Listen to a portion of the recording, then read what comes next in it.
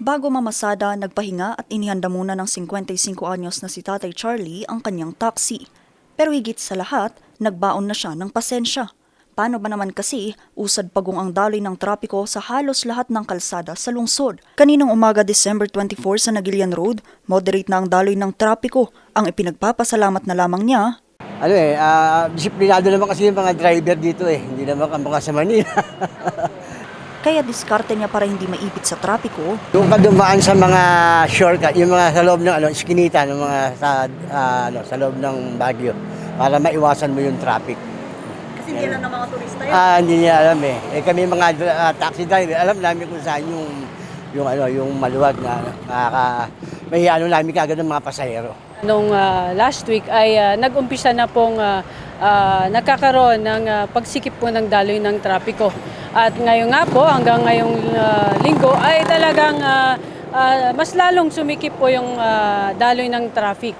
Inbound yan po at saka outbound. Pasado 12:00 naman ng tanghali, mabagal na din ang usad ng trapiko sa Quezon Road. Kaya ang pamilya ni na Jason, maaga nang nagsundo ng kanilang mga kamag-anak sa Barangay Camp 7 para hindi maipit sa traffic. First time lang ulit na ganito since season ng Christmas ya.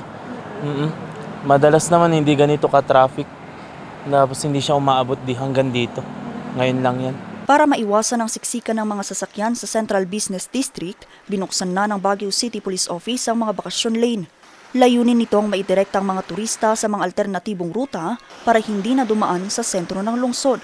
Pero sa dami ng mga sasakyan, hindi rin maiwasan ang mga insidente ng banggaan at gitgitan. Kaya naman paalala ng mga otoridad, Mag-ingat po sila, maging responsible po sila sa kanilang pagdadrive. Maging maingat para sa kanilang sarili, pamilya at saka sa mga kapwa motorista. So kung hindi po sila familiar sa mga terrain po natin sa kalsada, talagang kailangan po nilang matinding pag-iingat po. Dahil na mga ilang araw na nga po ang lumipas ay talagang meron po tayong mga insidente na mga banggaan po. Dahil nga po, yung iba ay hindi sila nagbibigayan at talagang yung iba hindi po nila kabisado yung ating kalsada. kung magkaroon man ng insidente, pinapayuhan nila ang mga motorista na maging mahinahon at agad tumawag ng pulis para hindi ito mauwi sa road rage. At bagamat holiday, ipapatupad pa rin ang number coding scheme sa lungsod ng Baguio. Vanessa Bugtong, RNG News.